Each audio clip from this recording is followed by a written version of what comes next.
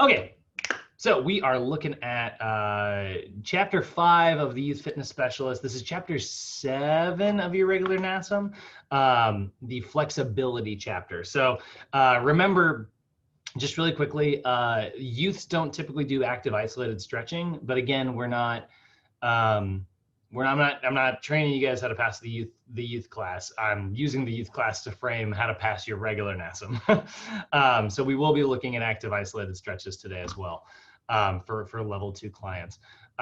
So when we're talking about like our levels, right? We kind of talked about that the other day when we were talking about, you've got your different levels: stabilization, strength, and power. And within those levels, you have all of your different phases, right? You've got phase 1, 2, 3, 4, 5. And there are specific exercises to choose for whatever level that you're in. And so if you're in the stabilization level, you're going to primarily focus on a category of flexibility. We call it corrective flexibility. That's the overall category. But then what do I mean when I say corrective flexibility? Well, I'm referring to foam rolling and static stretches, right? That's primarily what I'm talking about. So as we are looking at things, if we look at flexibility and its definition here. Flexibility training is specific to helping our clients improve their joint range of motion, right? So the rationale behind flexibility options is to sort of ensure proper movement patterns. We want to reinforce good habits. All of these like really important things we want to do, right? So we know that like youths are going to grow really quickly. And they're going to have different like growth spurts and things like that. That's going to affect their mobility. And so by teaching like proper flexibility training, we're going to reinforce proper movement patterns and proper habits, maintain the full range of motion of their joints. It's going to reduce their risk of injury. And obviously, like by being able to move through full ranges of motion, it's also going to improve your sports performance, right? So when I define, and we're seeing, those things here. And when I define like flexibility, right, is the ability to move a joint through its full range of motion. So flexibility is not always just tied to the concept of your muscles. Like it is statistical fact that men have less flexibility in their hips than women do. And it could be like some guy who has stretched every single day his entire life, and his muscles are very, very, very, very pliable, but there's just less space between the joints, right? So like we can improve your flexibility by improving the extensibility of your muscles, right? By allowing them to relax fully, to stretch and allow, like a full length to happen. But there is like a limit to your flexibility that could be structural or based on like how your body is shaped. So, that is something like, that's actually something that I kind of deal with. I tore my ACL in high school, like very minorly, but they did an MRI just in case. And I didn't need surgery or anything like that. They were like, oh, it's super, super minor. If anything, it's like a, grade 1 tear, and it's like, it's going to heal on its own. And I was like, that's awesome. Because normally you rip that thing right off, and they have to like fix it with surgery and stuff. So I got really, really, really, really lucky. But while they were like looking at it, they could see just like in my MRI, and the doctor was like, he's like, so here's all the soft tissue. He's like, give me a little tour. And he's like, yeah, and you can see here's why it probably happened. You got these really short little tendons in the back of your hamstrings. It's like, you're just going to have bad hamstring mobility your whole life. And I was like, I'm 17. That's a terrible thing to tell me that I have to deal with. Like, you couldn't soften the blow. So I remember it felt like a death sentence. Well, you might as well pack it in. But it's true. He's like, you just got genetically like, little short insertions. And so like, hamstring mobility is just something I'm probably always going to struggle with.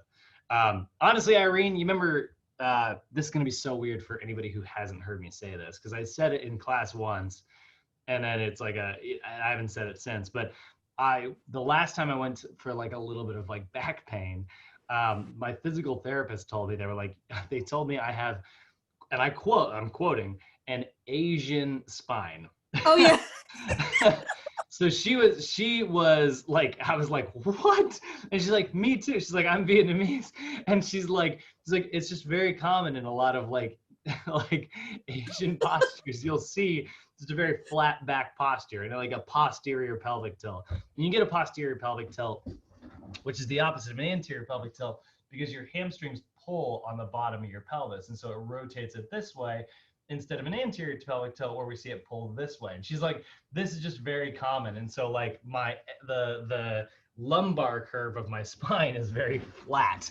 And she was like, you've got a flat back like an Asian spine. I was like, I'm gonna have to do so much like prefacing before I ever tell this story. Like I told her, I was like, I'm gonna want to tell people this, but it's gonna be very difficult for me without giving a full explanation every time I have to talk about this. And she thought it was really funny. But so anyway, that's kind of and that's likely due to my tight hamstrings, right? And so that it doesn't mean that I can't improve my hamstring mobility, right? But there is like a limiting factor based on like structural components. So, what often happens is we have a limited factor and there actually is no structural component there. This is what is so common, right? Like we end up just moving in one position so often that it ends up limiting our flexibility, even though there's no actual limiting factor there structurally or functionally, right? They end up just, losing mobility because we get super tight. And your muscles are notorious for getting overactive, right? Like when you're on your phone like this, the problem with being on your phone is, what we often see is this forward head posture, right? Where it's like lined up really forward instead of like back like this, like it should be, right? And the problem with that is, people are looking down rather than looking down like this, right? People are looking down like this. And that's what causes that forward head posture. That's what causes like all of that tightness in our neck. So your nervous system, which is in charge of like, sending an electric signal to contract these muscles to have that action happen, right? Yeah, like a freaking turtle. Rather than, because your nervous system is like sending a signal to make this happen, it gets super used to sending that signal. So then that muscle just gets used to being in this kind of shortened state and it won't let go. So when you pull, it might do something like this, rather than actually like relaxing. So there'll be certain sections of the muscle that do not relax to full length. That's how we end up with altered flexibility. And that is going to lead to our next term that we see here, which is what we call relative flexibility. So relative flexibility is not actually necessarily related to flexibility. Like what I mean when I say relative flexibility is I'm talking about the body finding the path of least resistance during like a functional movement pattern. So like here's like a classic example, right? Let's say like you're trying to stretch, right? So you take your leg up like this and you're gonna reach for your toe, right? So here's the thing. You'll notice like when I do this, I'm really bending like my back here, right? Like I'm getting this big, like kind of, I'm doing like a side bend to reach my arm up and touch my toe. So it's like, hey, can you touch your toe? And I'm like, yeah, totally, I can. But like, did I actually stretch my hamstrings to touch my toe? Or did I like bend my back a whole bunch, right? That's relative flexibility. My body found a way to get the job done, but it moved in a way that it's not really necessarily designed to do. It recruited other muscles to help. It recruited other muscles to get the job done, right? So like when we saw people, all of our movement compensations, right? We talked about that excessive forward lean, somebody who's like, they're getting low into a quote unquote squat, right? But are they really squatting or are they just taking their chest down towards the floor, right? Like they're getting low, but they're not squatting. That's an example of relative flexibility, right? Or when you see somebody go to bend, how often do you guys see this? You see somebody go to try to pick something up and like rather than like hinging at the waist and like grabbing something, they do that thing where they like go on one leg and they grab it and stand back up, right? Whoo, relative flexibility. It's like you're flexible enough to get the job done, but you're not flexible enough to move the way you're designed to move, right? That's really what we're seeing here. And so the body is finding a way to get the job done, even if it's not designed to move that way. That's relative flexibility. And so this leads to poor motor control. Now that poor motor control, because your nervous system is recruiting the wrong muscles to get the job done, and your nervous system's now like, oh, I was able to do it as long as I do it this way, right? Now it's learning poor form. It's learning how to do things the wrong way. And so that can lead to these really bad altered movement patterns. And really, here's the thing. When you think about this, like, what's so bad about all this, right? Like, you got the job done. You didn't hurt yourself, right? And so, like, what's the harm, right? Well, if you do it over and over and over again, right, what ends up happening is you reinforce those habits until eventually you're constantly moving in a way that you're really not designed to, and you're putting more stress on parts of your body that aren't designed to deal with that stress, right? Like, you've got a body that is perfectly functional, but if you recruit the wrong muscles to do the right job, right? The wrong muscles to do the right job. You know, you want the right muscles to do the right job. If you recruit the wrong muscles, what ends up happening is those muscles are not designed to handle the full load. This is going all the way back to our Batman and Robin analogy, right? Robin is not the one who is supposed to keep Gotham safe. It is Batman's job. Robin is there to help, right? And so that ends up, like, you know, increasing your risk of injury, right? And that's how we end up, like, hurting ourselves with, like, poor form. So here's a really good example, right? When we see somebody who has limited flexibility in their calf, right? Their calf is overactive. So as they start to squat down, they can either do an excessive lean, right? They can either lean forward, kind of like this when they try to squat. So yeah, you can see. So, like, they can either do this, and watch, you'll notice I'm really not bending. Like, I'm bending my knees a little, but I'm not bending my ankles. See how my ankles, this is pretty much still 90 degrees. Like, my knee drifted forward a little bit, but, like, if I drift my knees forward, then I can really squat. But if I don't, I just have to lean, right?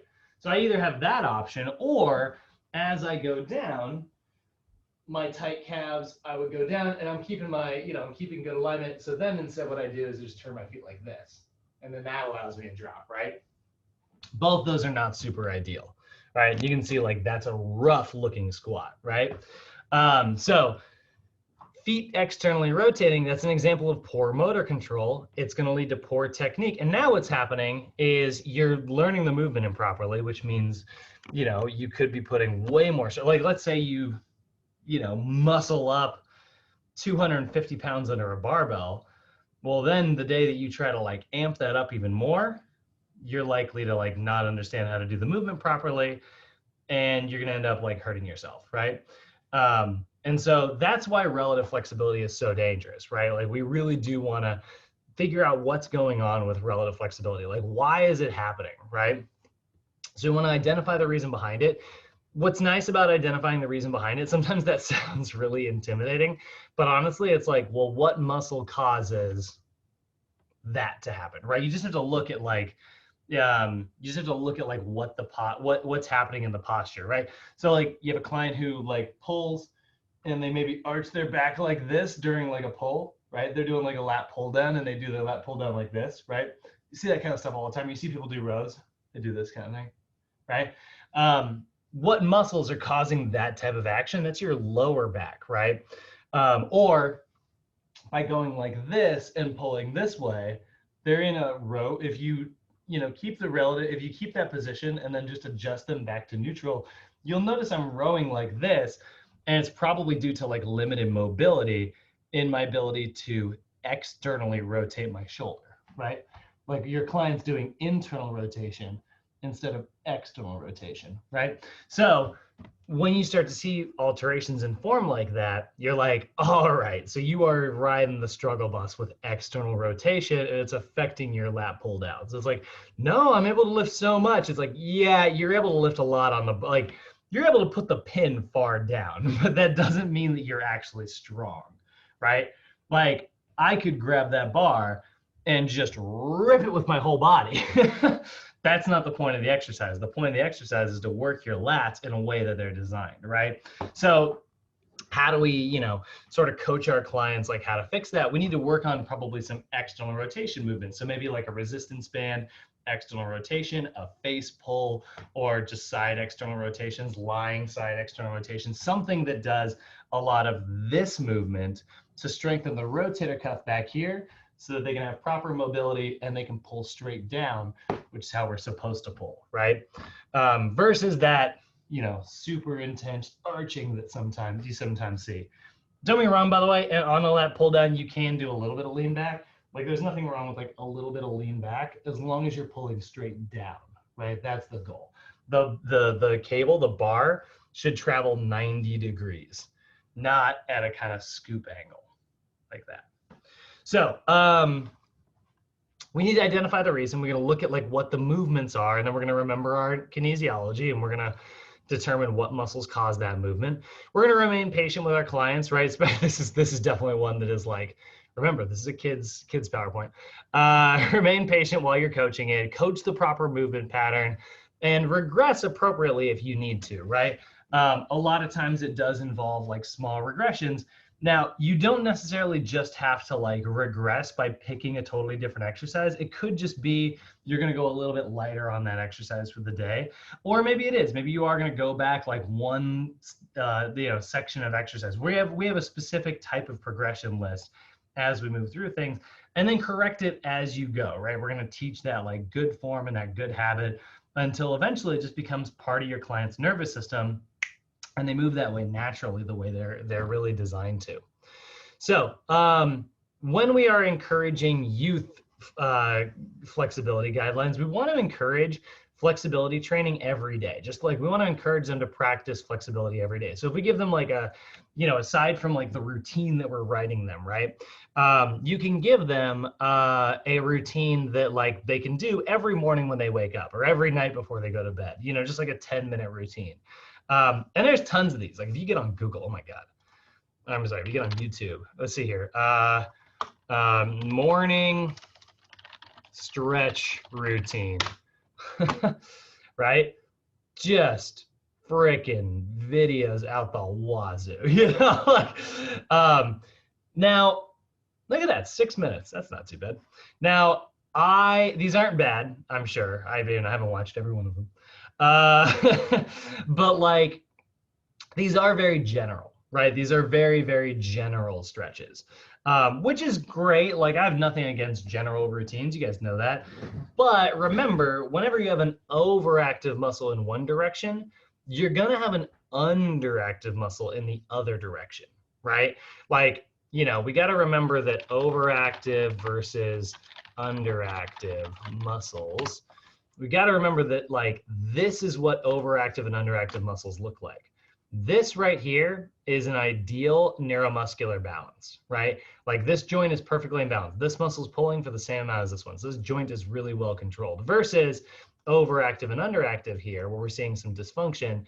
We've got a big tight muscle on one side of a joint and a big loose muscle on the other side of the joint. So here's my problem with like general flexibility routines. And this is a small problem. Like I said, I think if you had the choice to do nothing or do a general flexibility routine, do the general flexibility routine. I'm a fan, right? But if it's general, it's not catered specifically to you. So looking at somebody like me, for instance, right? I've got, let's see here, anterior pelvic tilt versus posterior pelvic tilt. Give me a picture, give me a picture, give me a picture. Okay, well, that's super intense, but it'll work. See this guy? That's an anterior tilt. That's a posterior tilt. Sometimes you can see like this little swayed back posture. But I want to see, I know there's this one picture. There it is. That's exactly what I'm looking for. So here's an anterior versus a posterior tilt, right? Notice how the pelvis in an anterior tilt is rotating this way. The hip flexors are pulling down. The erector spinae is pulling up. Meanwhile, weakness is happening. You just flip to the other side of the joint. Weakness is happening here in the glute, and weakness is happening here in the abs, right? We just go straight across the joint. So overactive, underactive, overactive, underactive. This is also why, by the way, this is referred to as lower crossed syndrome, because it makes an X, right? Now, a less common, but here you go. Here's that, see that flat spine? right? I mean, he's still got somewhat of a low back arch, but that's actually, I think, because he's leaning back a little bit up here. But you see how much like flatter this is, and it looks like he's not sticking. Like you can't see. It's almost like no butt syndrome. This is why I sometimes call, I often call posterior pelvic tilt. I will often refer to it as old man butt, which is where you just see somebody with like this kind of posture, right? And so what's happening here is you see tight abdominals, right? And tight hamstrings. And so it pulls it this way. This pulls up in the front and this pulls down in the back, right? So if you follow one of these general morning stretch routines, right? Like this one right here, here's a 10-minute morning yoga stretch, the best way to wake up. I don't hate this, but you can see she's doing a kneeling hip flexor stretch. There she's doing a yoga hip flexor stretch that I'm not familiar with, but she's doing like a lot of hip flexor work, which makes, honestly, guys, a lot of sense. So many people out there have anterior pelvic tilts because we spend all day sitting, and so you're in a shortened position. You know, you are in a hip flexed position, right? When you're sitting like this is causing anterior tilt, right? Because this tightens up. So then as you take your leg down, your pelvis is like, I don't want to stretch it. And so then it arches like this. But if somebody like me did a routine like this, where I stretch my hip flexors every single morning, that would make my posterior tilt even worse. Because what ends up happening is I loosen up this part here. So now I'm allowing even more rotation to happen. What I need to focus on is hamstring stretches and abdominal stretches, whereas other people need to focus on hip flexor stretches and low back stretches. So this is where we start. I'm just using this as an example to show you, like, some people are going to have overactive and underactive in different places, and that's why a general routine is not super awesome. But you know what is awesome? Learning your overactive muscles, what your posture is, and then writing your own 10-minute morning routine. So let's take a look at the NASM overhead squat solutions. Why am I typing in something there already? Overhead squat solutions table. So I'm gonna pull up, just for the record here, normally in classes like this, I often pull up the regular CPT version. I'm gonna show you the CES version, the capstone version, basically. Just because it's got posterior tilt on it, which isn't in your regular textbook. They add that in the corrective. And we've been talking about it, so I want to show you the overactive list. I need one that's high enough quality that's not on a stupid website. Actually, what am I doing? I always do this. NASM downloads. I just always do that. I always go to Google.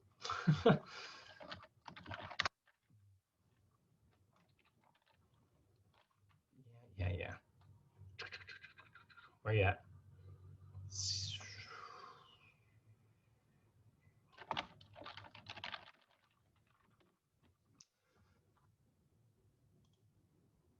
Did they change the website? I totally did.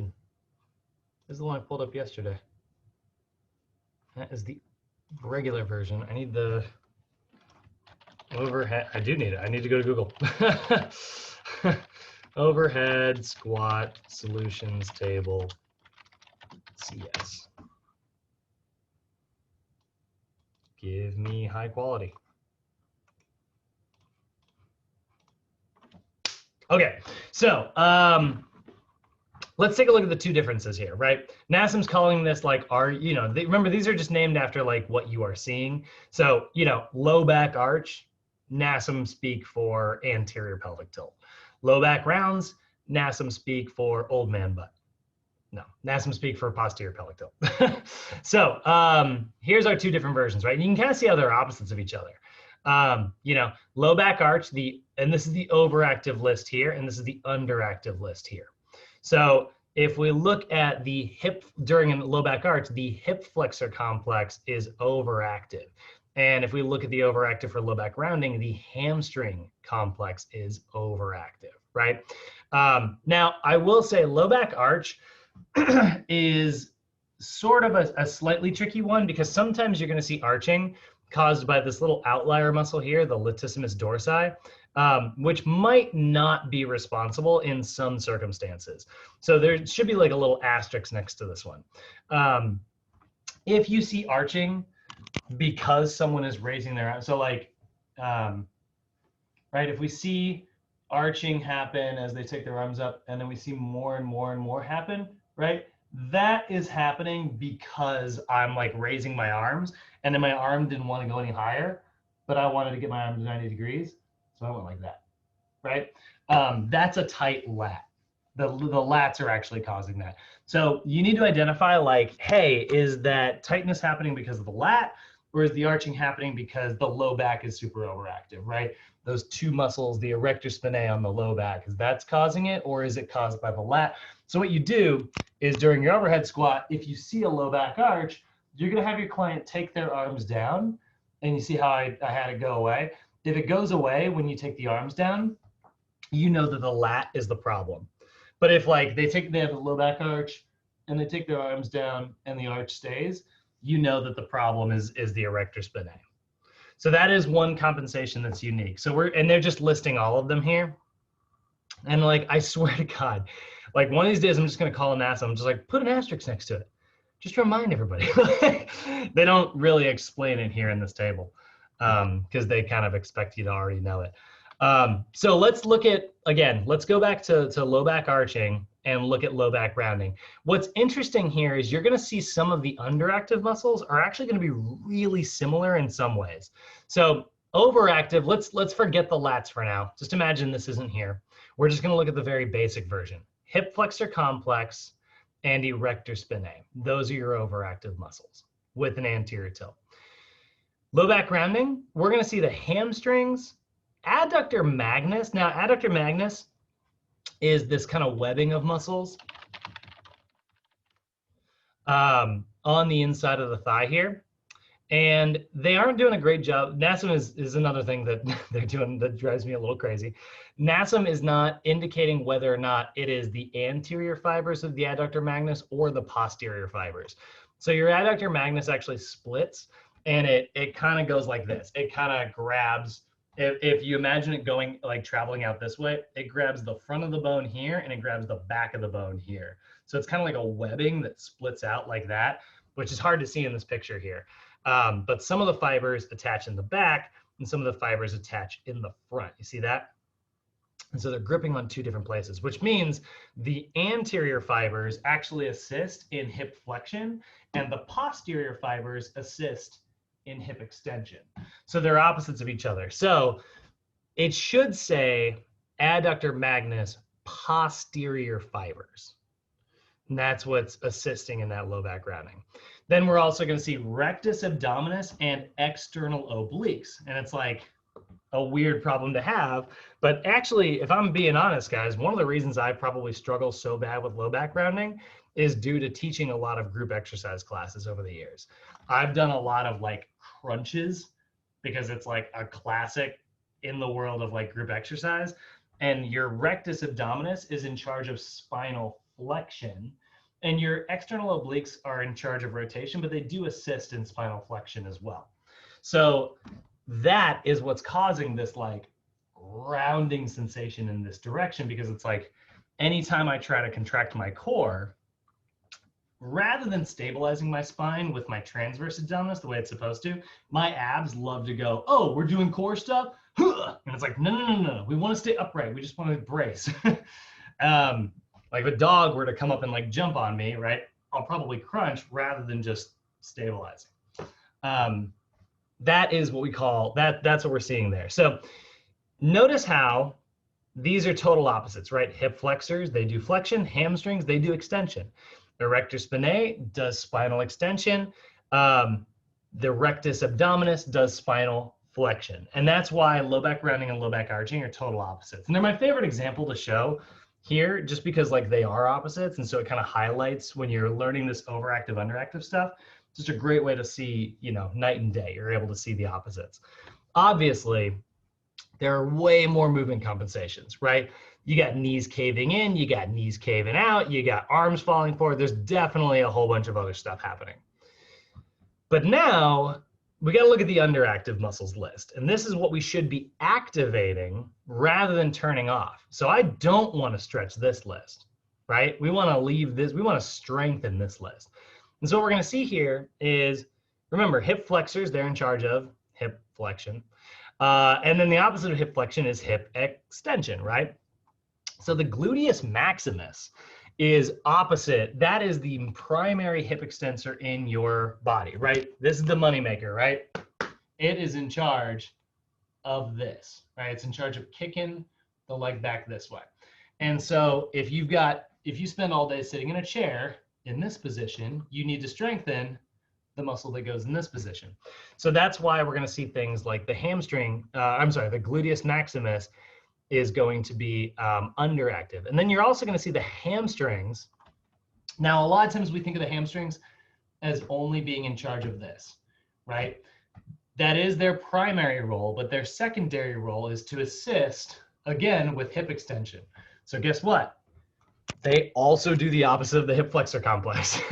So if you have somebody who has an anterior pelvic tilt, we need to stretch this and we need to strengthen this. And then we're seeing the intrinsic core stabilizers.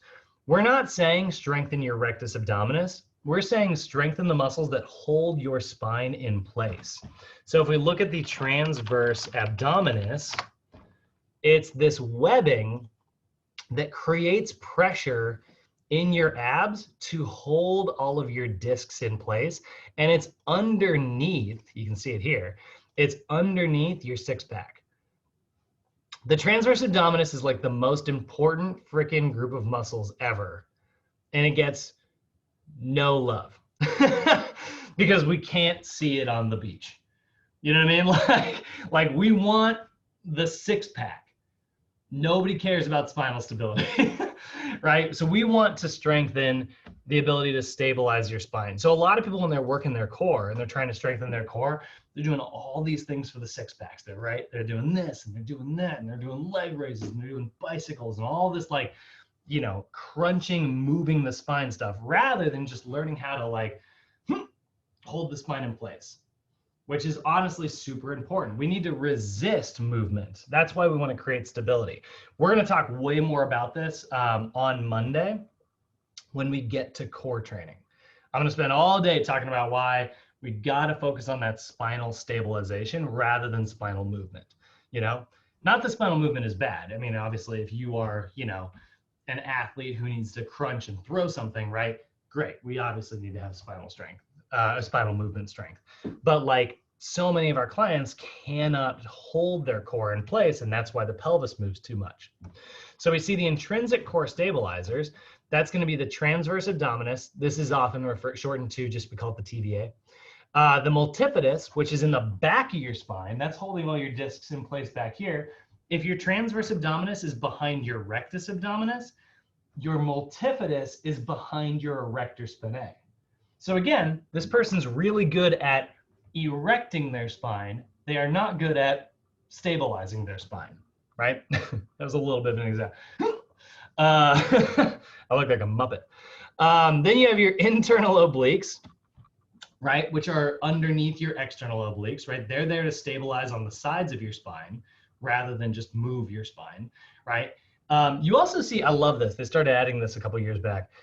Your transversospinalis muscles, which we never talk about. Like they don't even list them in your book.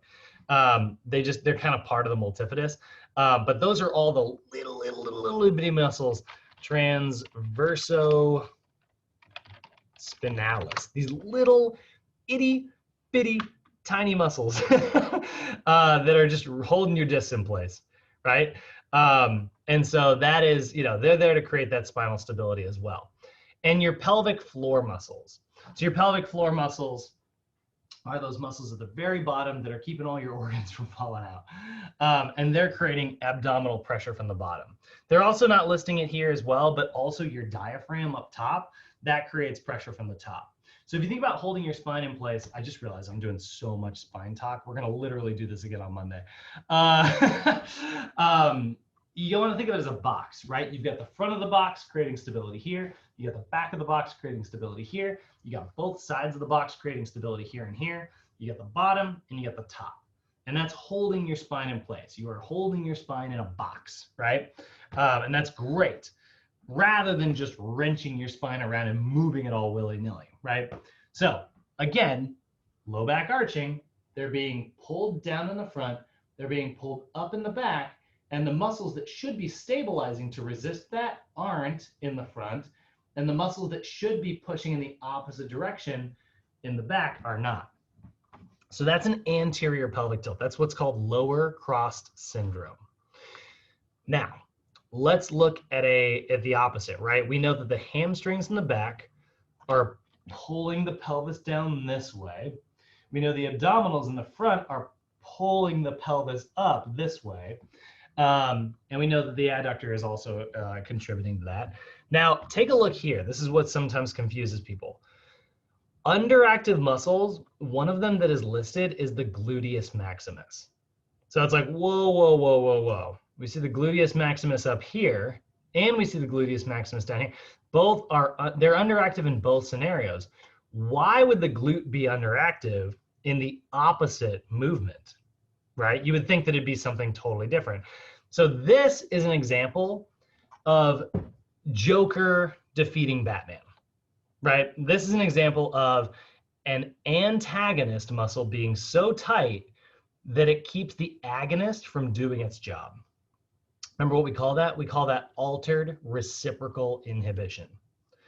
The other term that we often see, though, is the one where Robin keeps Batman from doing it, like the good guy who's supposed to help takes over and does all the work for him.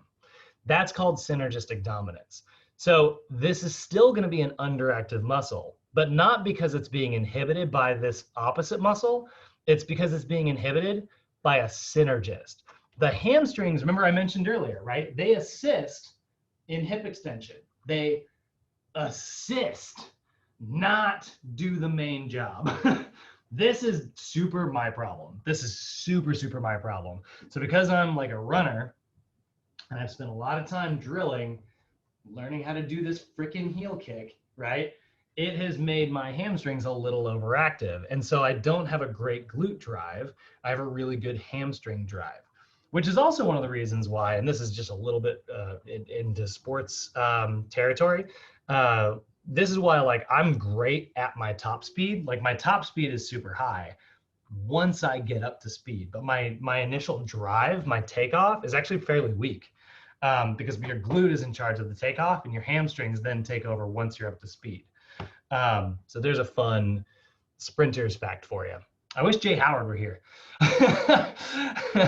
He honestly, probably, he's had more practical practice on sprinting than I have. But so we can see the gluteus maximus is actually underactive here. I know it's kind of weird when you're first looking at this, but a lot of times some people make the assumption that the gluteus maximus is overactive because of its a posterior tilt. This back here must be pulling too hard, but it's actually quite the opposite. It's actually an underactive muscle. I'm not saying it's impossible, but I am saying in my entire career I've never seen it. There's got to be one human out there somewhere in the world right now who's got overactive gluteus maximus muscles, but he has not been found by society yet. Like the one guy who does too many squats and is too good at, squatting. Sure, fair enough. That one person has an overactive glute. Put him in the Guinness World Records. Now, underactive muscles list, erector spinae, right? Remember, this is being too good at spinal flexion and not good enough at spinal extension. So the erector spinae needs to be used to pull us back, right? Which again, exact opposite of what we're seeing over here. It was a problem being too tight before, now it's a problem being too weak. And then again, take a look, similarities here, intrinsic core stabilizers again. Transverse abdominis, pelvic floor muscles, internal oblique, multifidus, transversospinalis, and diaphragm, right? All those muscles that are stabilizing the spine. So again, both of these, both anterior and posterior, the problem with when it comes to core strength is just like, rather than stabilizing the spine, right? They go, huh, or huh, right? They're just constantly erecting and moving their spine rather than holding their discs in place. That's definitely a problem that like I struggle with. This is probably why like I got my freaking sacrum knocked out of place the other day, like while I was playing, rather than like when I landed, right? What should have happened is my spine recruited all of its stabilizer muscles. But what probably happened is I went like this and then stood back up and I crunched really hard. And, you know, my core tried to contract, but it contracted me the wrong direction. So those are our two differences there. Now that we know our list, what we can do is write ourselves a 10-minute routine. So this morning person here, I'd have them do a kneeling hip flexor stretch. So when it comes to mobility, now, oh, and one more thing. Notice how this does say hip flexor complex. Your hip flexors are several muscles, right? Actually, let's see if I can get a highlighted picture. Hip flexor complex. Hook me up with a bunch. Yeah. Oh, there we go. Oh, wait. That's another one. Oh, where'd it go? What, am I crazy? Okay. I think I'm crazy. All right. Well, look at this one. Oh, Pinterest. Friggin' Pinterest fakes me out so much. All right. No. All right. Sorry, guys. We'll just do this one. All right. What was it? All right. So here's your hip flexor complex. So your hip flexor complex is a complex. It is multiple muscles, right? It's not just one. And they're missing one on here as well. God dang, I just want a picture that I made. So we can see, here's kind of one of the main ones. This is your psoas muscles right here. They attach to your spine and they run down. They run through this little webbing right here and insert onto the femur. So they contract and they pull you into hip flexion, right? They raise your leg like that. So we're seeing that there. Now we also see this right here, right? This big long muscle right here, that's your sartorius, right? And it runs from your ASIS, which is this knob on the pelvis. And you can see that, but you can feel that, by the way. Just reach onto your pelvis right here. You can feel your ASIS, right? Listen, right? Big bony part. Don't do that unless you're accurate. So it's gonna run down and insert just onto the thigh. Again, hip flexion, right? And then we see one of the big main ones, which we spend a lot, which is the one that most people spend time stretching, which is your rectus femoris, right? Now this muscle right here is in charge of two things. And this is why this is often one of the big bad guys. Anytime remember, I've said this for those of you who have been through our kinesiology class, you'll hear me say this a lot. Anytime you get a muscle that does more than one thing, like the lats, right? It does extension, it does adduction, it does internal rotation. It does all of those things. Any muscle that has like a lot of jobs often is overactive. It loves to fire in ways that it's not supposed to. Again, go back to our lat pull down. That's why they like to internally rotate, because the lats are trying to fire in the two ways rather than just adduction, which is what we want it to do. So this is the rectus femoris here. The rectus femoris is in charge of two things. It is, again, in charge of hip flexion, right? But it is also in charge of knee extension. So because it does both of those jobs, it's often overactive. And then one they're missing here, which you can see here, it's just not highlighted, is the TFL. And the TFL is going to run from the ASIS down to this little knob right here. So it runs from here to here. That is your tensor fascia latae, or tensor fascia latte, if you want to say that. And that is an internal rotator as well as a hip flexor.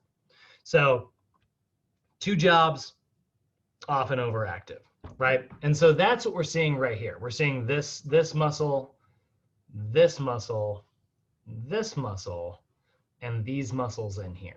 That is the hip flexor complex, okay? So you got a lot of muscles that help with hip flexion. Meanwhile, you got one muscle in the back, you get your booty, that's in charge of hip extension. And it's trying to fight against all these guys, right? Luckily, it's the biggest muscle in your body, so it's able to kind of do it. This is just me being silly. In my head, speaking, Irene, you always talk about these visuals. I literally just saw like one giant muscle just like fighting off like a bunch of little like being swarmed and just like me fighting a bunch of like sixth graders. So anyway, that is that is your hip flexor complex.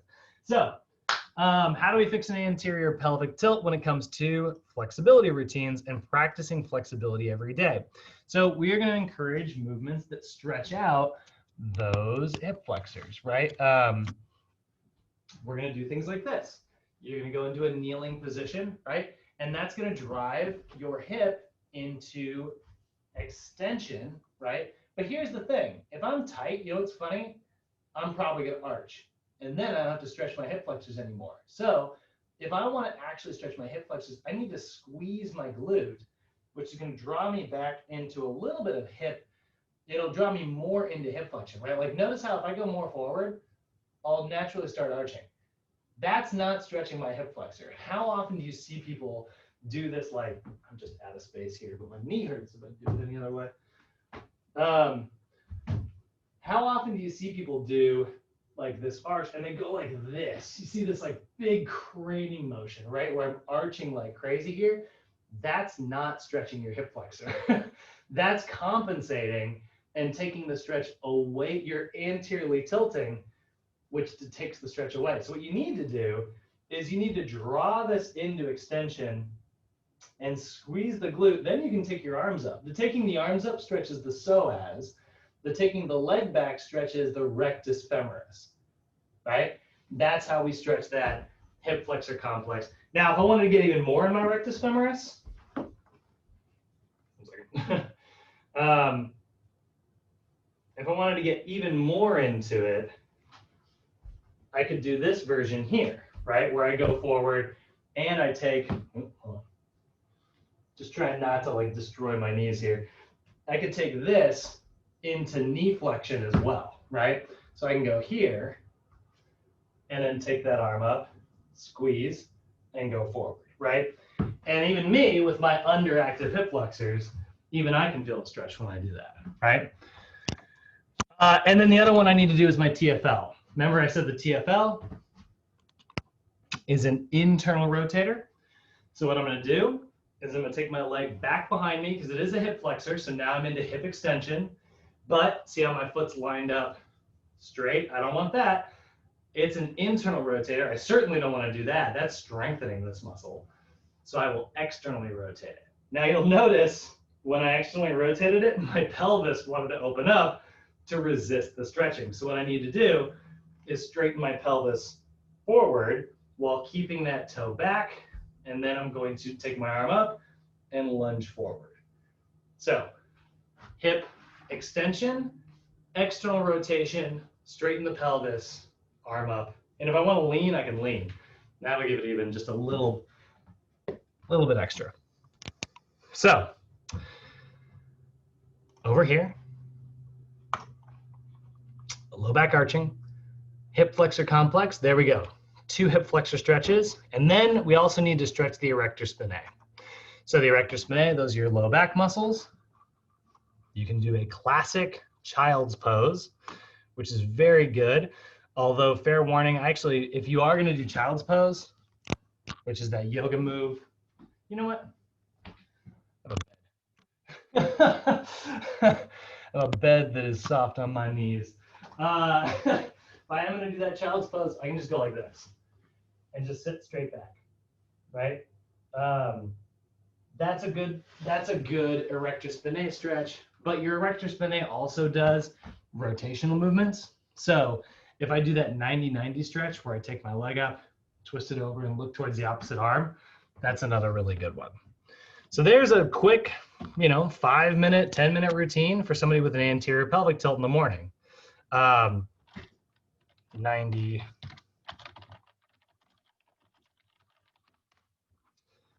Just because my demo wasn't so good. Right there. There's your erector spinae stretch, right? So, all right. Now that we know general stretches, let's talk about how to actually write them in an NASM style routine, right? So diving out of just the postural distortions, let's dive into talking about what I mean when I say corrective flexibility. So going all the way back, right? So general guidelines, those were very general guidelines. Let's talk about a NASM written routine. So always practice your training daily. Always do your warm up and your cool down. You want to warm up. The point of warming up is, it increases your tissue temperature, which is great. And that can have really positive metabolic effects on your muscles. But the other thing is, like, if I need to squat, right? And, like I say, I've got an anterior pelvic tilt and I need to squat for the day. If my if my hip flexors are overactive, they're keeping my glute from doing its job. So I need to turn that muscle off before I go into my workout. That's why warm-ups are so important. You need to make sure that you have the right range of motion in order to be able to actually exercise. So corrective, always warm up and always cool down. The other thing is, like, when you're cooling down, you want to make sure that anything you worked out doesn't become overactive. So what we're going to apply is, if we got a client who's in the stabilization level, right? We go back to NASM's OPT model. If we got a client in the stabilization level, right, we are going to focus on corrective flexibility. If we got a client in the strength level, we're going to focus on what we call active flexibility, right? So if they are in phases 2, 3, or 4, or if they're just in level 3, right, that is active flexibility. And if they're in the power phase / level, they are going to do functional flexibility. Okay. Now for youths, like I said in previous classes and today, we're primarily going to focus on the corrective and functional stuff. They just don't do a lot of strength, so we're not going to spend a lot of time doing active flexibility. But I need you guys to know all of it. So what is corrective flexibility? When I say corrective flexibility, what am I talking about? Well, it's flexibility that is designed to improve joint range of motion and correct muscle imbalances. So what corrective flexibility consists of are 2 tools in the tool belt, right? There are 2 tools in the tool belt. And those tools are self-myofascial release, which is foam rolling, or maybe using a tiger tail, or using a lacrosse ball, or even just like giving yourself a little massage, being like, no, no, no, there it is, that's what I'm always talking about. I always call that the ooh moment, when you're like on a foam roll and you're like rolling and you're right? There it is. Sit, hold, that tight moment where you're like, whoo, that's tender. That's where you want to sit, because that's where you have like either a trigger point or like what is called a node. So a muscle node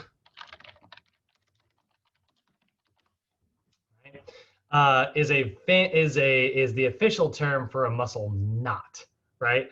And there's gonna be a bunch, man. Look at how many places that are just super common to end up with like little nodes, right? But if you look at like a node in like a muscle,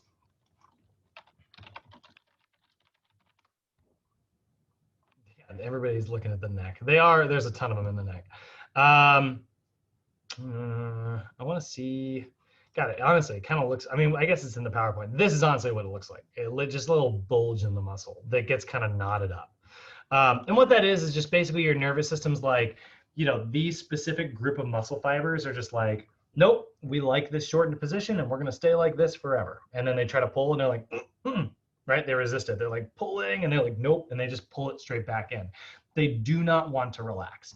So what we can do is we can actually kind of push on there and like massage it, and like we're basically rubbing out that super like tender knot, and getting it to go back with the grain of our whole muscle and get that pressure to release. That's why we like foam rolling so much. Where's my, one of my roommates came in and took my foam roller. This is what having an open door policy is like. Chat. All right. So we are going to take a foam roller and we're going to press it and we're going to look for those tender areas. The other thing that you can also do, if you're not going to find it in a tender area, is you can also put that foam roller on a tendon, right? So remember, all of your muscles are going to end. You've got your Golgi tendon organs, right? You remember those when we were talking about like our muscular system in our anatomy class. So your muscles end in this Golgi tendon organ, which is there to sense tension. So you will place a foam roller usually near your origins or your insertions of your muscles because that's where your tendons are at. Now you do need to be careful. Never, ever, ever, ever, ever place a foam roller on like hard tissue. Do not foam roll bony points, right? So like for instance, if I'm foam rolling my TFL, right, which is a pretty short muscle. Remember, it's just running from the ASIS to the greater trochanter. Like that's not, it's only about like that long, right? So if I'm placing a foam roller there, right, I need to make sure that I'm not rolling on top of my ASIS because that could bruise me. Or if I've, if I have low bone density, it could fracture my hip, right? And I don't want to place, I saw a big reaction on your face. It's very unlikely. Your hip's huge. But still, theoretically, we just don't want to foam roll bony points because of that reason. And then the same thing on my greater trochanter, right? I don't want to place the foam roller there either. So we need to be on that soft space between the ASIS and the greater trochanter. We need to be right in here. And that's what you're kind of seeing. Like now this is the TFL. She's below the greater trochanter. She's like below the old knob. That is part of your, that's part of your TFL. Like your TFL becomes your IT band here. And that sometimes that's part of the hip flexion stuff. But like the most recent research is we've been finding more and more that's just not a very good idea to foam roll your IT band, even if you have like runner's knee or IT band syndrome. We're finding that the more we learn about this muscle here is that it's very fascia based. And it actually kind of tightens up whenever you foam roll it because it just is so painful. She's using a white foam roller, which you can even see, like, look at how it's kind of like giving to her body a little bit. Like you can see she's denting into it. This is a really soft foam roller. If you have a really soft foam roller, you can maybe do a little bit of work on that IT band. But I caution you guys from using like a lacrosse ball or something like that on your IT band, because honestly, it's so painful that you might tighten up more afterwards because your nervous system is just like, ah, and it just doesn't stop freaking out. So that's foam rolling, right? That's SMR. So when we look at like SMR, what we are applying, right? We call that self-myofascial release, and it could be a foam roller, right? That's what we were looking at there. It could also be a tiger tail, right? You could use these little sticks that have handles on them, and you can apply gentle pressure, right? That's not a very great picture. He's applying some pressure to the lateral aspect of his gastric nemus there, right? And then we see, you can see like she's trying to get her upper back. Maybe that works. You could use a Theracane, right? Which is this really cool little weirdly shaped tool here that you can use to get into like your upper back in places that you can't meet. This is a great way to get like your upper traps, for instance, without having to just like exhaust your hand by kind of massaging up there. Or if you need to get into your erector spinae, you can go off to the sides of your spine, which is really nice.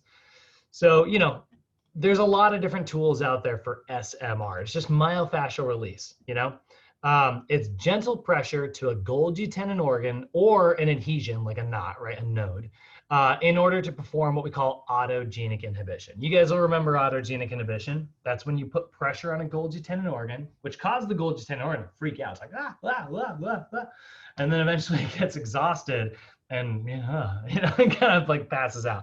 And when that happens, that allows the muscle spindle, that tells the muscle spindle to relax. And so then the whole muscle lengthens out and it lets go of that knot, or it lets go of that adhesion, or it lets go of just any general tightness that muscle might have. So go back to our morning routine. Rather than jumping straight into those stretches, right, we would start with foam rolling the hip flexors. We would foam roll the erector spinae, which we'd probably use a Theracane or a lacrosse ball because you really don't want to press, actually, I said foam roll. We're going to SMR the erector spinae. You don't really want to foam roll your low back. It's too big and it just mashes your discs. So we don't want to do that. So instead, if we take a lacrosse ball and we place it off to the side and get off to the side of our spine, that's fine. But again, we never foam roll bony points, right? We stay away from hard tissue. So we can get on there and do that. Let's see here. And then if your lats are really tight, you can do the lats as well, right? So there's the kind of section. So we would TFL, hip flexors, right? TFL, we place that foam roller off to the side here. Hip flexors, we place it right on the front here. Maybe a little bit lower down, by the way, because that's where your rectus femoris becomes kind of exposed, rather than all the way up at the ASIS. Maybe a little bit for the lats, and then maybe like a lacrosse ball on the low back. And there we go. Your anterior pelvic tilt, we've turned all the overactive muscles off. Now let's lengthen them out. So we're going to do an erector spinae stretch. We're going to do a kneeling hip flexor stretch, all those stretches we mentioned earlier. And that's a actual 10-minute routine for somebody with an anterior pelvic tilt, right? Rather than a YouTube video that's like, here's all your stretches. And it's like, they do the hip flexor complex and then they stretch the glutes. And it's like, you stretch both sides of the joint, right? Rather than stretching one side of the joint and strengthening the other, which is actually what draws you back to neutral. You just made everything loose. It's not really what we're going for, right? So that's the SMR part of corrective flexibility. Now, the other part of corrective flexibility is going to be your static stretches. Static stretches are probably what you're thinking of when you think of just a general stretch, right? And that's a 30-second or longer hold, right? So you're going to take that muscle into a point of stretch, and you're going to sit, and you're going to hold for 30 seconds, relax, and switch sides, right? So that creates elongation, which is great, right? It lengthens the muscle out, and it also applies autogenic inhibition. It's not necessarily poking a Golgi tendon organ to create autogenic inhibition. Instead, it's just kind of pulling on it, but both of those create autogenic inhibition. So static stretches and SMR, those are the two tools in the corrective flexibility section. Corrective flexibility exists in stabilization. So this is where, for those of you who are watching at home, this is where you got to be specific about how you label things in your head, right? If you've got a client in level 1, the category of flexibility you are going to use, the category is corrective flexibility. That's the category. The tools within that category are SMR and static stretches, right? Our next category for the strength level is going to be active flexibility. The tools within that category are SMR again. SMR is going to exist in all of them, and active isolated stretches rather than static stretches. So it's almost like you've got 3 different tool belts, right? And you're going to grab, depending on which clients, like, hey, that client's in stabilization. Tool belt number 1, strap it on, go do your job. Right? Your client's in strength, strap on a different tool belt, go do that person, right? We got a bunch of different tools in a bunch of different tool belts, right? Let's go ahead and, now here's the thing.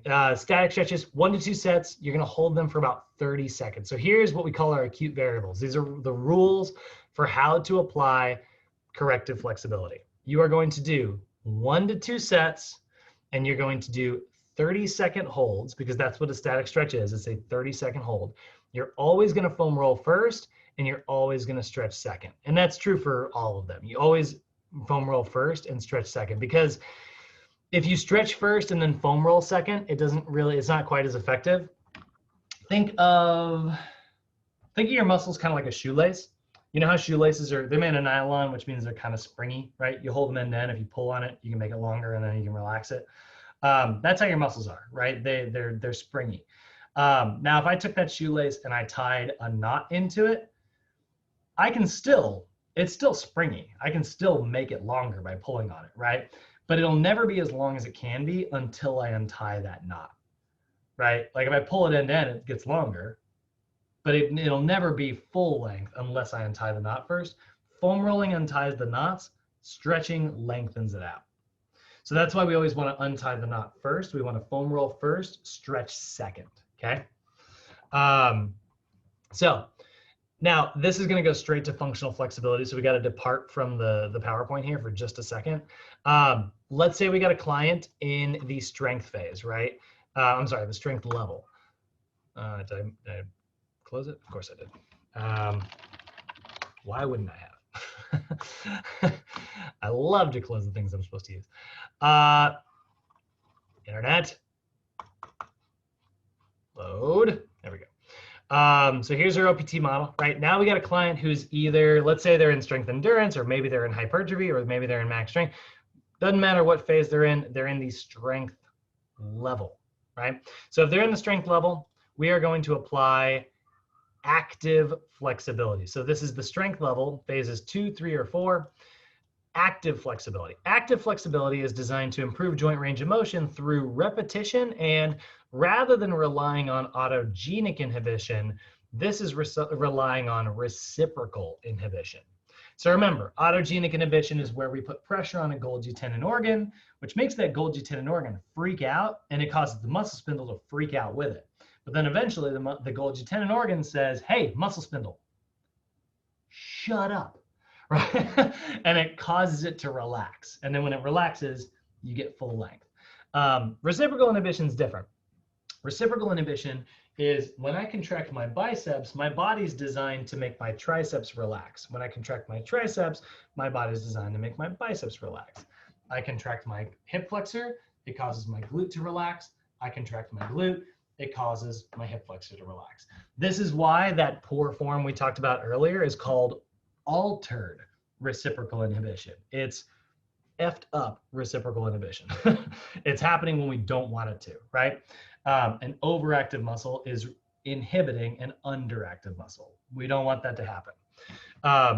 But we do want to take advantage of the fact that reciprocal inhibition exists. So if we can contract that underactive muscle, we might be able to get it to wake back up and tell that overactive muscle to quit, over contracting. So that's why we want to, remember earlier I was talking about squeezing your glute to stretch your hip flexor. That's using a little bit of reciprocal inhibition. You're turning the opposite muscle on to relax the muscle on the other side of the joint. So active flexibility, again, does the same thing, but it uses reciprocal inhibition, which is the contraction of an agonist decreasing the neural drive to the antagonist, right? So active flexibility, clients in this section here, they are going to rely on SMR again, so they're still going to do self-myofascial release beforehand, because we're still going to want to untie the knots. But rather than stretching for 30 seconds and holding it like static stretch style, we're going to do active isolated stretches. And those are short duration stretches performed for a certain number of repetitions. So those repetitions are, those rules are 1 to 2 sets, and you're going to hold your stretch for only 1 to 2 seconds rather than 30 seconds. But you're going to do 8 to 10 repetitions. So before, I stretched like this, and I held it for 30 seconds, right? Now I'm going to stretch 1, 2, and relax. Stretch 1, 2, and relax, right? Meanwhile, while I'm stretching, I'm contracting my opposite muscles that draw me into that stretch. So let's go back to that kneeling hip flexor stretch from earlier, right? I would take my arms up like so, and I would squeeze my glute, right? I'm gonna squeeze the booty as I draw that, I keep running out of space, as I draw that forward. And so I would squeeze and stretch, 1, 2, and then relax. Squeeze, stretch, 1, 2, and then relax, right? And that's going to hopefully turn my glute on and turn my hip flexor off, right? Now, why don't we just do one or the other? Why do we even have 2 types of stretches? Why not just always do static stretches? They work. Why not do active stretches? They work too. Active flexibility hasn't been shown to have the same improvements in range of motion as static stretches. Static stretches are superior when it comes to lengthening muscles, but they are inferior when it comes to maintaining strength during a workout. So you may have heard this before. You'll hear people say that static stretches inhibit your muscles and they leave your muscles weak. That is half true. They do inhibit your muscles, but they do not inhibit them like straight across the board. It has sort of a limiting effect. It reduces the upper 30% of your strength. So like if I can lift 100 pounds, if I try to lift 70% of that 100 pounds up to 100% of that 100 pounds, right? So if I'm lifting 70 to 100 pounds, my strength will be somewhat reduced. I might not be able to do as many repetitions because I'm going to be weaker thanks to my static stretches, because it inhibits your nervous system. So your nervous system's like a little groggy while it's trying to figure out how to lift, right? It's like trying to lift weights while it's drunk, right? It just doesn't have like, well, when it's sleepy. Active stretches, they may not improve your mobility quite as much, but they do not have that inhibitory effect. If anything, they have an activation effect because you're actually learning how to squeeze.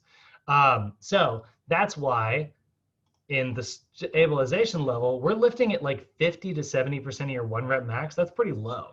So it works really well to use static stretches here. But up here, we're lifting it up to 100% of your 1 rep max. So because the strength is so high here, we don't want to inhibit our muscles because then you're not working out as hard as you can be. So we do active stretches instead.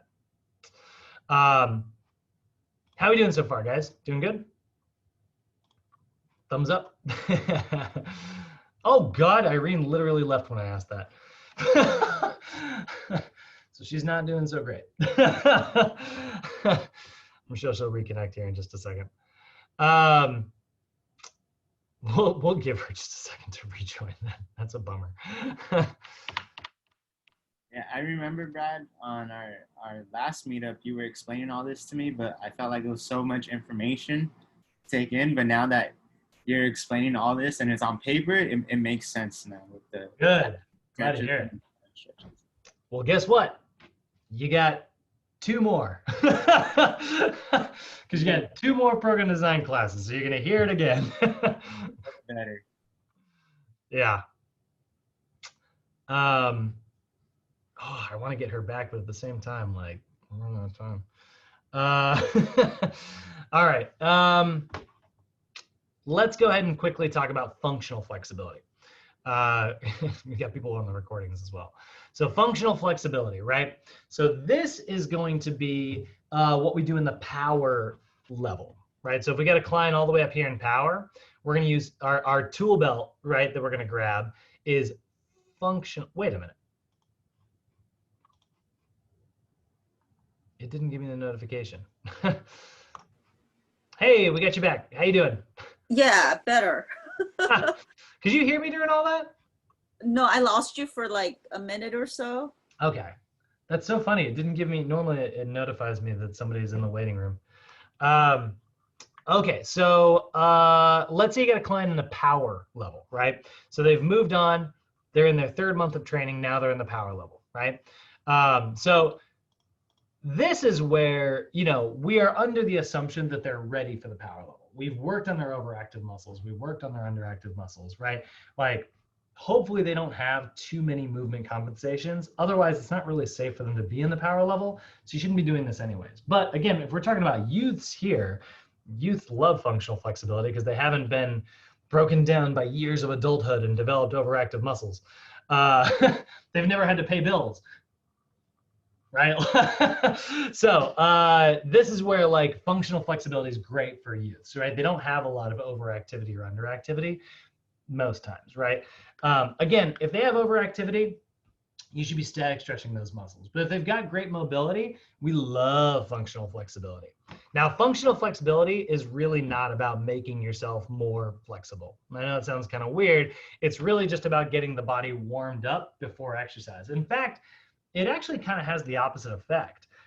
It actually creates stretch reflexes, which in the end actually kind of overactivate your muscles, which if you're trying to be super explosive and powerful is great. But if you have tight muscles, not so great, right?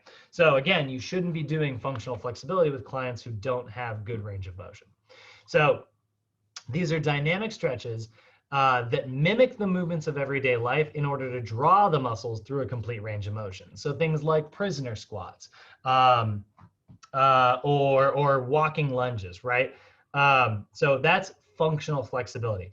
We are going to use dynamic stretches. Okay, dynamic stretches are functional movements that move joint through a full range of motion, and they use multiple planes of motion. So a lot of times this is something like, let's go back to that hip flexor example, right? So I did my first month with like the big 30-second hold. I did my second month where I did the 1 to 2 second hold for 8 to 10 repetitions. And in my third month, I'm going to do a walking lunge with overhead reach. And I'll do my next one, right? So I'm moving that muscle through a range of motion, but I'm doing it as I move, maybe in multiple planes. Or maybe I do a walking lunge with a twist, right? Maybe I would like lunge and then twist, right? I'm twisted the wrong way. I would twist, right? You want to twist away from the down leg. So that is a dynamic hip flexor stretch, right? So it's still going to consist of SMR. You're still going to foam roll, turn those muscles off, but then you're going to sort of turn them on by doing 3 to 10 exercises. And it says 1 set here, but it's 1 to 2 sets, and you can do about 10 to 15 repetitions. And that actually creates stretch reflexes, which actually activates your muscles. This is also, by the way, one of the reasons why you do not, when you are doing static stretches, want to bounce. Because then you get that stretch reflex similar to the way you do in functional flexibility, and it can actually tighten you up instead of loosening you up. You'll get a little bit of loose while you're doing it, and it'll tighten up. As soon as you relax and put your arm back down, you can tighten right back up. So we do not like bouncing during our stretches. So that's functional flexibility, and that's great. You know, like you would do things like butt kickers, high knees, knee to chest, walking lunge with a twist, prisoner squats, which we're seeing here, all arm circles, you know, stuff like that, stuff that you've probably done during warm-ups in the past. When I do like this, right? Look at the Michael Phelps thing, right? He does the back slap thing. When I do that kind of range of motion, when I'm rapidly stretching my chest, which is making my chest go, whoa, too much stretch too fast. And then it squeezes and pulls me this way. And that's how I'm able to slap my back, right? That's a dynamic stretch, which is great. Now my chest is like, I'll take anybody on, right? Like it's active and it's ready to go. That's great if I'm trying to be explosive and powerful. It is not so great if I'm trying to improve range of motion. So we like dynamic stretches, but they are a tool to be used specifically, right? Not for everyday situations. If I'm trying to improve my mobility and I want to get more flexible, static stretches or active stretches. If I'm trying to turn my muscles on to get me ready to work out, increase my temperature, maybe get my blood flowing a little bit, I love dynamic stretches, you know? One thing that NASM doesn't spend a lot of time talking about, by the way, is there is a lot of evidence to suggest that, like, you know, yes, static stretches turn your muscles off, and then leave you kind of like, you leave your muscles kind of groggy. There is a lot of evidence that if you follow those static stretches up with functional stretches, dynamic stretches right afterwards, you can kind of get them reactive before you go to work out.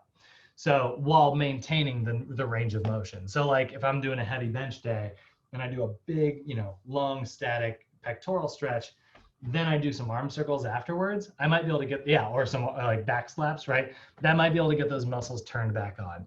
NASM doesn't have a stance on that. They kind of are just radio silence on that. But just to let you know, a lot of people do believe that. So, and I'm one of them. So, all right, so those are all of our general flexibility rules there. Let's take a look. Oh, I'm sorry, I got to summarize real quick. So flexibility training, really important for youths because they have the ability to improve that mobility faster than any other time in their life. And you can teach them really good habits at a young age. Good flexibility is important to maintain range of motion and reduce risk of injury. Poor flexibility leads to what we call relative flexibility, which is like, yeah, I did the squat. No, you did not. You did something that looks similar to squatting, right? Like that's relative flexibility. It can cause overuse injuries. And so we want to assess for those overusage injuries by looking for movement compensations, arms falling forward, forward head posture, Shoulders elevating, knees caving in, knees caving out, right? Whatever direction happens. Knees caving out is rare, but it happens. And we want to identify those. So we want to correct that. You want to use corrective flexibility when trying to turn muscles off, which will consist of SMR and static stretches. And you want to use, and it's not on here, active flexibility for clients in the strength level, which is SMR and active isolated stretches. Back to the PowerPoint. And then in a client who is in the power level, you want to use functional flexibility, which is SMR and dynamic stretches. And that is it for the PowerPoint. Do you guys have any questions before I move you through kind of an example routine? Cool.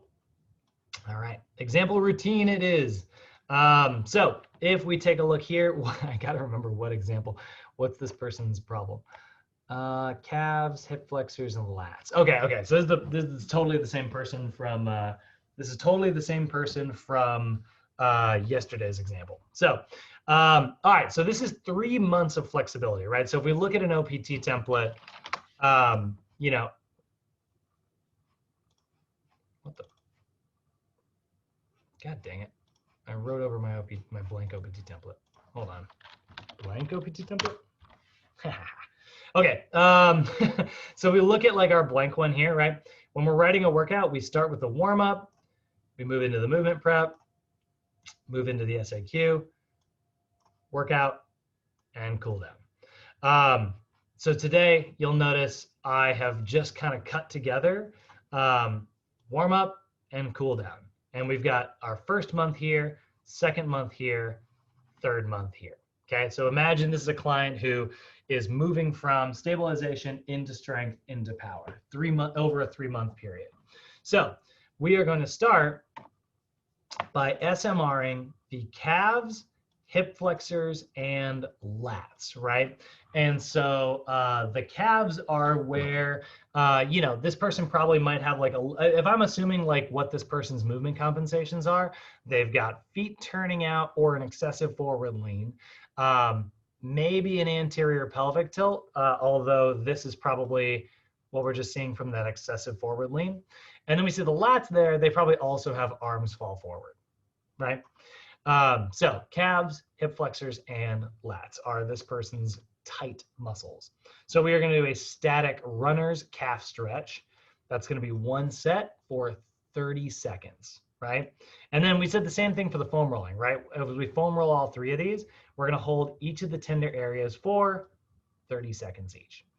Then we're going to do a static kneeling hip flexor stretch, 30 seconds each. Then we're going to do a static ball lat stretch, 30 seconds each, right? And so here, I'm going to send you, you're going to have this downloadable in your, on Canvas and then in the email. And if you look and you hold control and you click the thing, it will pull up a picture or a video, good job, past me, on how to do this. So here's how to foam roll the calf, right? And then same thing is true for the hip flexors. By the way, not everything is going to have a NASM video. Can we not? Is the link broken? I swear to God. Okay, there we go. By the way, it says quadriceps here. You'll notice she's putting it really high up on the hip flexor. The rectus femoris is a quadricep and a hip flexor. That's why it's listed that way. So anyway, there'll be a little video there. And then it'll show you like what each of these stretches look like. Here's the kneeling hip flexor stretch, right? So this is the one I've been showing you today. So she's squeezing and she's leaning forward. And she's not leaning her body this way and she's not arching her low back this way. She's just taking the hip into extension. You can see she actually tried for a second there. She's like, huh, and then she's like, nope, nope, nope. She's not drawing her arm up, but if she wanted to get a little bit for the psoas, she would take her arm up here, and that would pull a little bit up here as well. So that's, and there's, oh, look at that. There's the erector spinae stretch I talked about.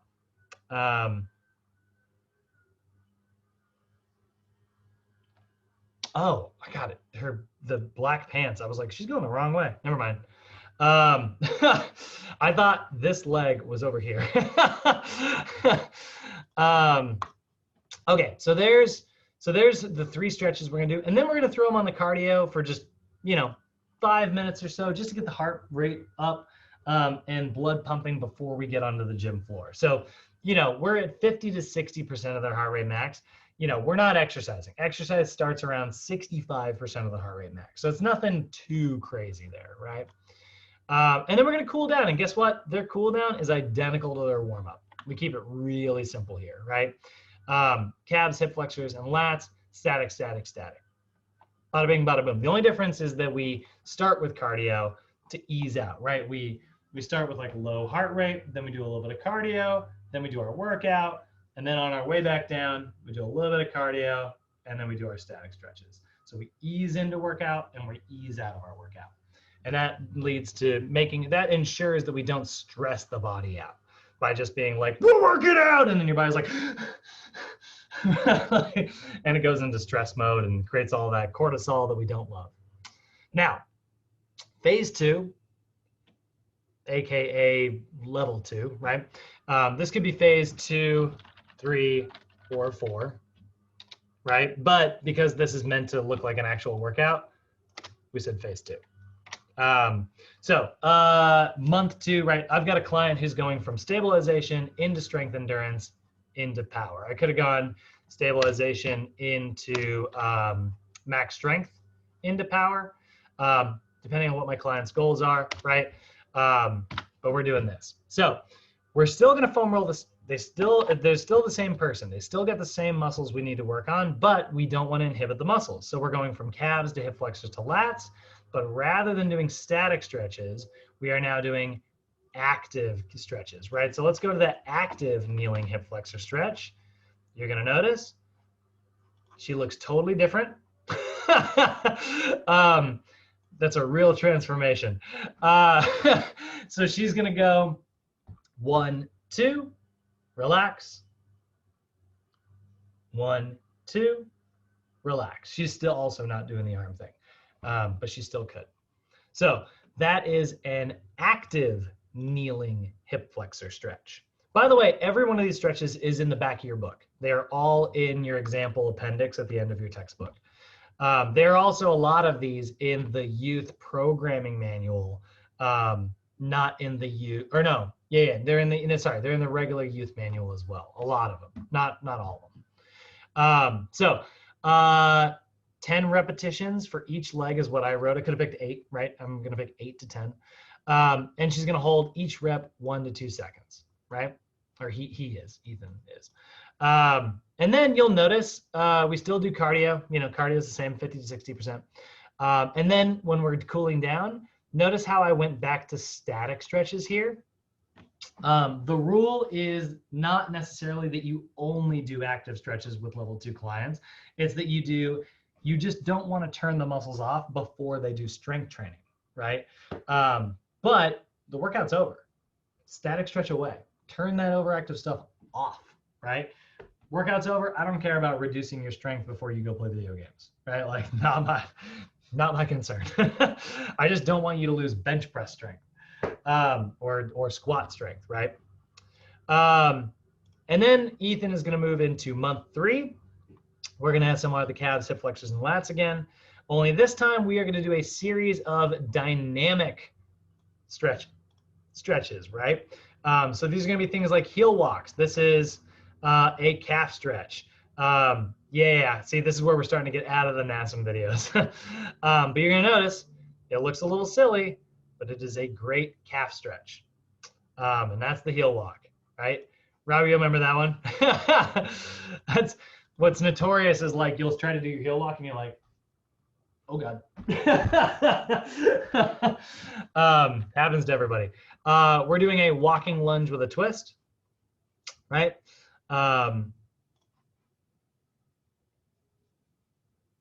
That's a really good one. Don't need a dumbbell, by the way, but you could. She's doing a little bit of low back arch. I'm a little picky about these videos, but at the same time, like there's only so many of them out there. There's also a lateral walking lunge, which is great, by the way. So he's gonna do a lateral walk. This is freaking awesome. That is a great lateral lunge, by the way. He's got his foot pointing forward in both of these. ever so slight turnout here, but his knee's not drifting too far out here. It's not adducting in here. This guy's crushing it. God, I wish I could do a lateral lunge as well as this guy. He's doing it in crap shoes too. That's awesome. You can see like all of my jealousy when like some people are just like, I wish I had abs, and then you see me and I'm like, I wish I had that guy's mobility. You got butt kickers, arm circles, right? I decided we threw some upper body ones in there. Alternating arm raises, like marching here. Just a little bit of like dynamic stuff to get the whole body going, because you'll notice we don't have cardio. In phase 5, the cardio part is actually optional, because after you're done doing 10 heel walks on, 20 heel walks, 20 lunges with a twist, 20 lateral lunges, 20 butt kickers, 20 arm circles, 20 arm raises, then you go back and do them all again, your heart rate's actually going to be pretty elevated. So that's why, like, again, this is almost going to feel like a circuit training workout pre-workout, which makes sense because they are in phase 5. They are the peak advanced client, right? So it makes sense that we can be a little more intense here. Then for our cool down, we're going to ease out with a little bit of cardio, because we do still want to ease out, right? We don't want to just drop the heart rate through the floor. So we do a little bit of cardio to signal to the body like, hey, it's over, you survived. You're on that bike and you're riding away from the bear, and then we do all those static stretches again, just like we did before. Foam rolling first, stretching second. And that is an example flexibility routine for all 3 levels. So you're going to see that attachment on Canvas. I'll put that up for you guys so that you can have it yourself. I recommend, for those of you, and I know you two are examples of this, write yourself a routine. Get up there, do it every morning, and goof around with it. If you want to do, like, some people, and I don't think this is necessarily a bad idea, if you get bored by the idea of like doing the same routine every single day, every morning, do opposite versions. Do like a 3-day cycle. Do a morning, do a 10-minute static, do a 10-minute active, do a 10-minute dynamic, and just kind of practice every morning. That's actually what I used to do years back when I was like studying for all this stuff, and I was like, God, I need to make sure that I understand the NASA method, and I get used to it. And I need to draw these like boxes and these categories and these tool belts in my head. That's how I practiced it back in the day. As I was like, I'm going to act like I'm a stabilization client with an anterior pelvic tilt, and I would like do that. And then tomorrow I'm going to be a strength level client with an anterior pelvic tilt. I'm a power level client with an anterior pelvic tilt. Then I reset, and I was like, I am a stabilization client with feet turn out. Right. And then I just worked my way through and just practiced all those things. And they have, if you go to your overhead solutions table, which again, you can Google this, and I've sent this out a few times. Take a look over here. We didn't even address these 2 columns. Take a look. Turn the screen share back on. Take a look over here. We have example versions. They wrote a low back arching and a low back rounding routine for us, right? You're going to do a hip flexor stretch. You're going to do a lat stretch. You're going to do an erector spinae stretch. And then if you want to turn those underactive muscles on, right, we're going to do a ball squat, right? Moneymaker. We're going to do floor bridges. Moneymaker. And we're going to do a ball bridge. Moneymaker plus hamstrings. And then the opposite for the low back rounder, right? This is what I should be doing every day. Hamstring stretch, adductor magnus stretch, ball abdominal stretch, cobra, ball cobra, back extension. Look at how much all that for the erector spinae. It's like, go this way. like freaking floor cobra, boom, ball cobra, boom, back extension, boom. It's just like, just learn how to stand like this, for the love of God. Sorry, I'm a little dramatic because this is me. But you can see, like, there's all those examples. Practice these. Just download it from NASM's website every morning. You'll go through this. What? You got, you'll have to look up your own active versions, but how many do we got? How many movements? I've never counted before. 1, 2, 3, 4, 5, 6, 7, 8, 9, 10, 11, 12 times 3. you know, one for stabilization, one for strength, one for power. You'll be through, if you practice one of these a day for like 30 straight days, 36 days. And you'll be super mobile by the end. Holy crap. That'd be a fun Instagram 30-day challenge, you know, modern 2020 bullcrap. Can you tell I'm like a 90-year-old man in a millennial body? All right. That is all I got for you guys today. Do you have any questions about any of that? I love the video link, the extra effort, the work you put in with the example of different phases. That's I'm gonna apply it and get used to the terms of this. Who comes up with these different parts of the body and Right? Yeah. I've never, yeah, it's fun, right? I mean, it's honestly, and all it is, like where all this stuff comes from is like, we just looked at, oh, that's right. Yeah, Robert, yeah. All right, see you later, Robert. It's so fun because you just look at how the body moves. It's like, what muscle did this, you know, like, and then they just observed it and they were like, they looked at where it attaches and like, what muscle causes this to happen? And so when you see somebody who maybe walks around like this, right, you're like, oh, that muscle, it's also like you can even do this, like raise your arm, it's stiffer, right? It's soft, now it's stiff, right? So you just have somebody who has all this tension, and so you just, you know, you're just learning how to like get it to relax. And so then where it's like, okay, well, what's the opposite of this? That would be this, right? You can even see it, like see how it's stretching? Now it's Yeah. relaxed. So I would hold it for 30 seconds for my first month. I'd hold it for 1 to 2 seconds. That's not 1 to 2 seconds. I'd hold it for 1 to 2 seconds, my second month. And then eventually I'd do things dynamic like that, you know? And there's 3 months of shoulders elevating, how to fix it. Okay, because the information, it was a bit, with the terms and everything, it was a bit overwhelming, but I think just focus on one part and get that embedded in my brains. Totally. And that's why, that's why we do it, you know, Over and so many times, right? Oh, great. Over and over and over and over again, in just the best way. Very helpful. Cool. Thanks, Brad. Oh, and you're gonna, are we meeting at the same spot-ish tomorrow at the? Yep, we're gonna, yes, we are. I'll remember to send it out in the email today. But yeah, Okay. We're gonna meet in the same place as before. 9 o'clock. Awesome. See you Awesome. tomorrow. Peace out. All right, see you tomorrow.